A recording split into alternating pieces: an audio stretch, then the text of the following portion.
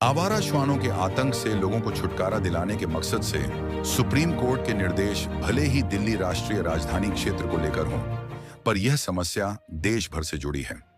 Rajasthan high court के श्वानों सहित अन्य आवारा पशुओं को हटाने के लिए अभियान चलाने के निर्देशों को भी इसी समस्या के समाधान की राह माना जा सकता है। आवारा श्वानों के काटने व सड़कों पर घूमते आवारा पशुओं के कारण होने वाले हादसों को देखते हुए अदालतों के इन निर्देशों को जरूरी कहा जा सकता है। यह बात और है कि इन निर्देशों को कुछ पशु क्रूरता से जोड़ रहे हैं तो कुछ अव्यावहारिक करार दे रहे हैं। लेकिन सच तो यही है कि कोर्ट के निर्देश लोगों के जीवन की सुरक्षा की दृष्टि से दिए गए हैं। देखा जाए तो अधिकांश शहरी इलाकों में आवारा पशुओं की बड़ी समस्या है। पिछले दिनों ही ऐसी कई घटनाएं सामने आई हैं जिनमें आवारा कुत्ता ने किसी नवजात, बुजुर्ग व महिला को बुरी तरह से नोच लिया, जिनमें मौतें तक हो गईं। कुत्तों का ही नहीं बल्कि बंदरों का भी जंगलों से आबादी क्षेत्र में आने व आतंक मचाने की खबरें गाहे बगाहे सामने आती रहती हैं।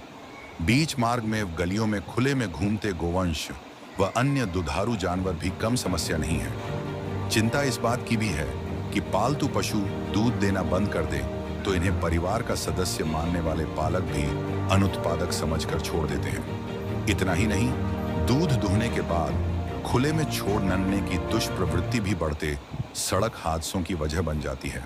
गौशालाओं में भी अधिकांशतः गायों को ही रखा जाता है।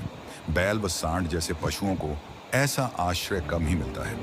वैसे भी अधिकांश गौशालाओं में भी क्षमता से अधिक गोवंश रखे होते हैं, तो उनकी देखरेख का संकट भी कम नहीं होता। सचमुच यह आंकड़ा चिंताजनक है कि प्रतिदिन देश भर में 10,000 से ज्यादा लोग डॉग बाइट के शिकार होते हैं। समस्या दोहरी है। गली मोहल्लों तक से आवारा गोवंश और श्वानों से बचकर निकलना भारी काम होता है।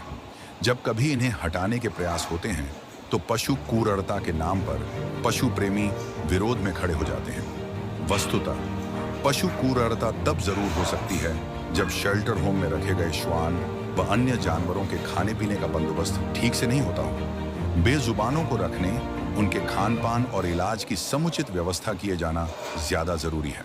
हमारे देश में पशुओं के प्रति लोगों का सेवा भाव भी कम नहीं है, लेकिन यह भी देखने में आता है कि श्वान हो या फिर और कोई पशु, लोग खुले में उनके लिए खाद्य सामग्री, चारा आदि डालकर पुण्य कमाना चाहते हैं, इस चिंता को किए बिना कि ये श्वान या दूसरे पशु किसी की जान पर संकट भी खड़ा कर सकते हैं। बहरहाल सुप्रीम कोर्ट व राजस्थान हाई कोर्ट दोनों के आदेशों की मंशा यही है कि श्वानों के काटने व आवारा मवेशियों से हादसों के मामले काबू में आएं। इसका बंदोबस्त सरकारों को करना है कि वे पशुओं के प्रति क्रूरता किए बिना शेल्टर होम आदि बनाकर इस समस्या का हल कैसे निकाल पाएंगी।